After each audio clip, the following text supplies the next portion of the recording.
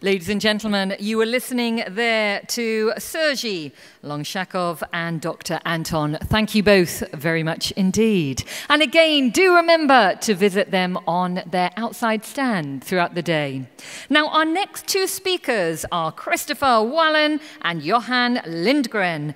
Now, Christoffer is the founder and CEO of Pindify, and Yvan is the COO at Pindify. And together they're going to be talking about Pindex, the creative currency for the music, arts and media markets. Ladies and gentlemen, please warmly welcome them to the stage. Am I on air? Oh, wow, look at that. It was like being on stage again. That has never happened. All right, my name is Christoffer Wallin.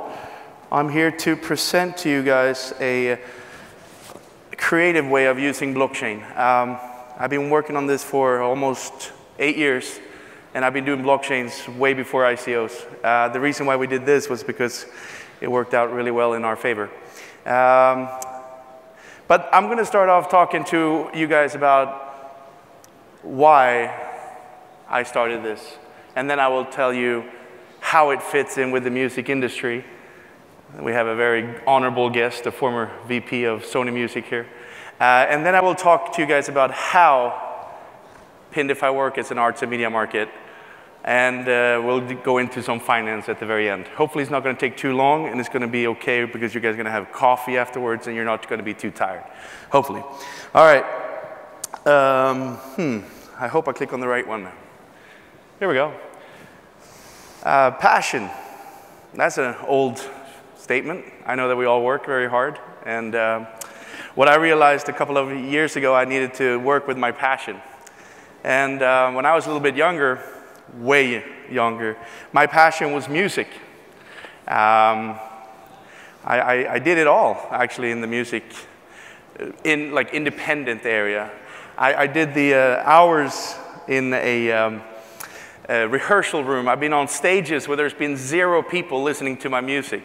I've been on many dangerous tours with the roads that was barely hold up. But my line of acceptance didn't really work out. I wasn't cut out for being a musician. Not because of my terrible looks, but probably because of my voice. So instead, I became I joined the army in Sweden. I don't know, that doesn't mean anything. It's not that big of an army. I conducted my studies in economics and development, and I also became a business consultant. I did a business consultancy for Coca-Cola. I did their technical training portal and Sun Microsystem when they joined Oracle, and I did their strategy implementation platform. I've done about 35 platforms, so I've been in there for a while. But while doing that, my true passion never died. And that passion is something we can't really touch, but it's something that's going to keep you awake every night thinking about something you need to work on. So I gave myself a last chance on this passion. I tried to shortcut it with the Swedish Idol. It means absolutely nothing in this event. And, but something came out of it. Something really wonderful came out of it. Out of 9 hours, I was sitting outside. It was cold in April in Sweden. It's really cold in April in Sweden.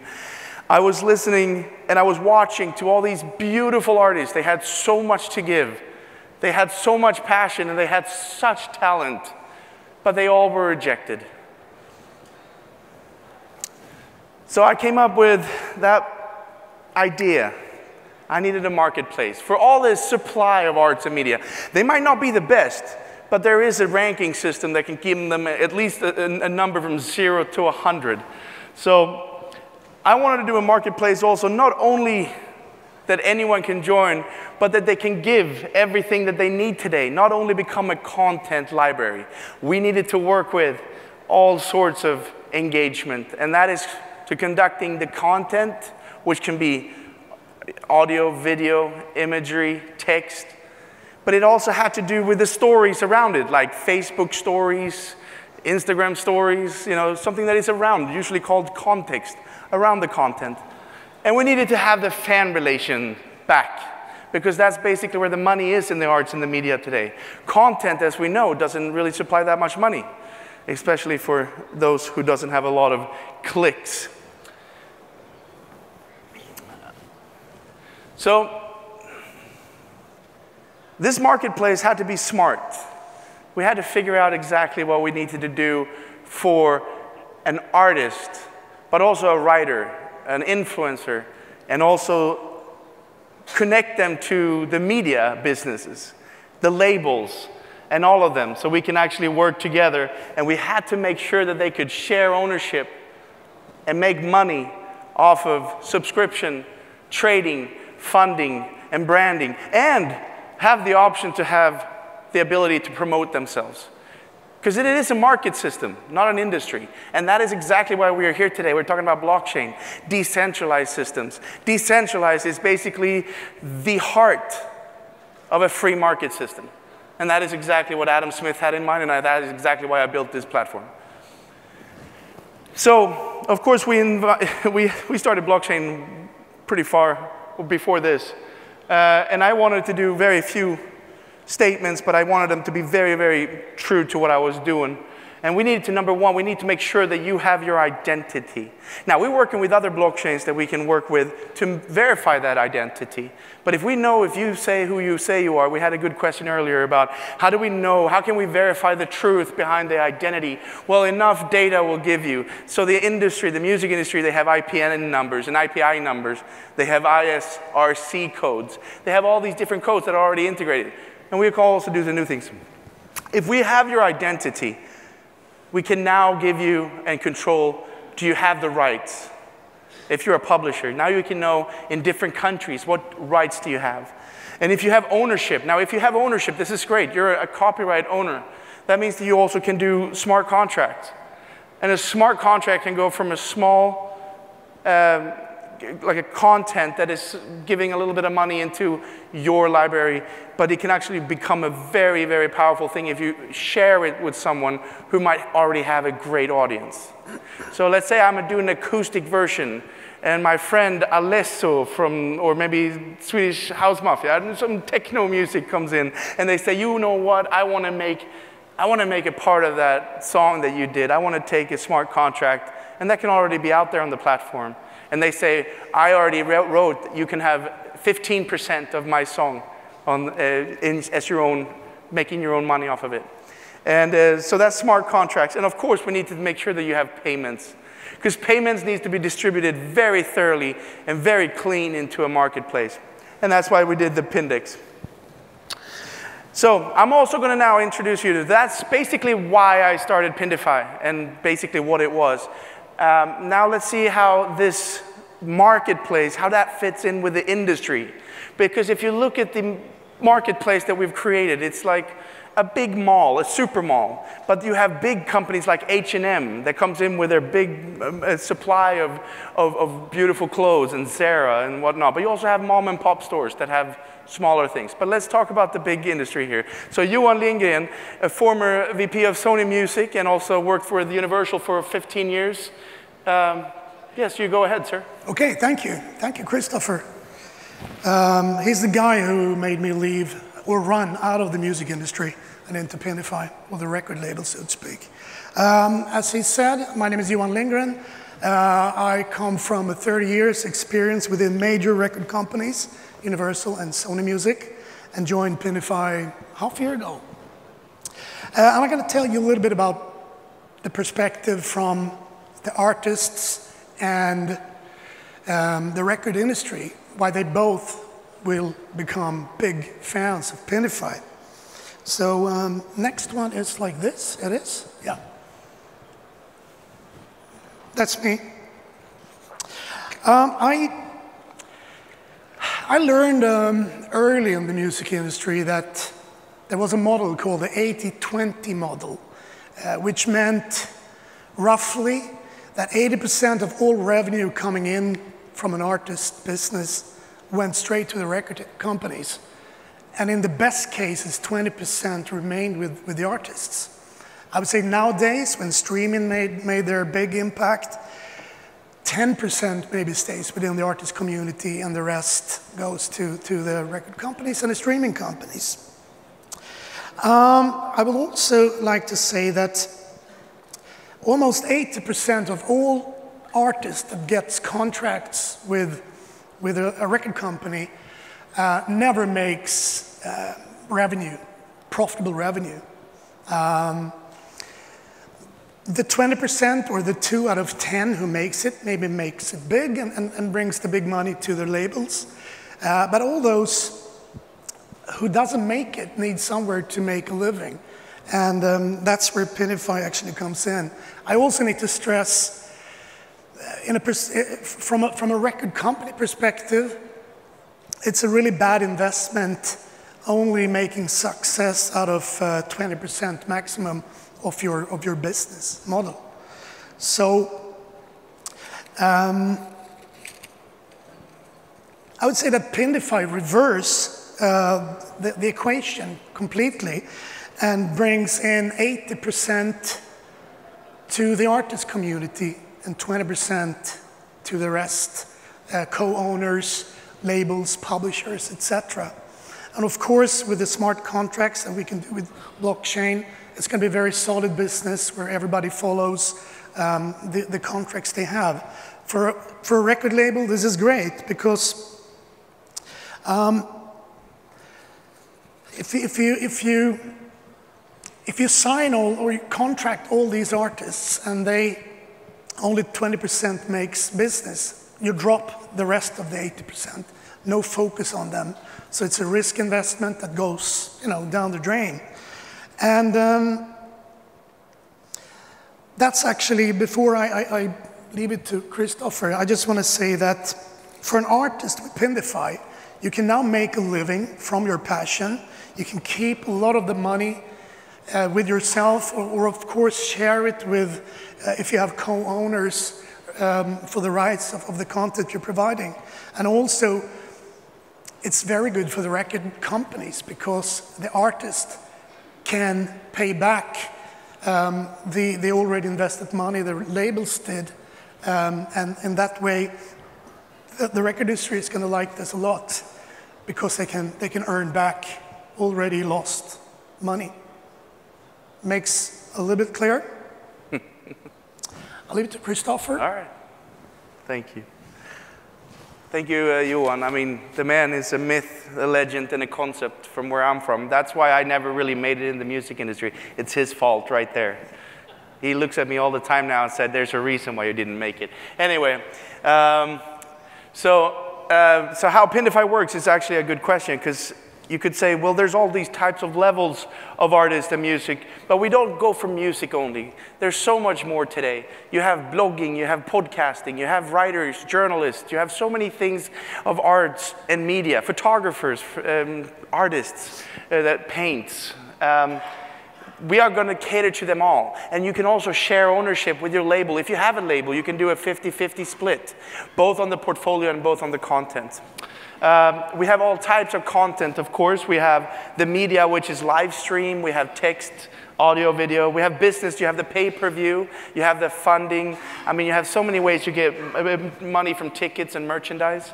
And also the social, where you have the post events and the charts, all those normal things. So basically, if you look at what Pindify is, it's not YouTube, where it's like what I call a superlative conspiracy, where there's anyone who's crazy enough to have a lot of views on YouTube is because it's either a beautiful cat or somebody did something absolutely crazy. But it's not really arts and media, in my opinion.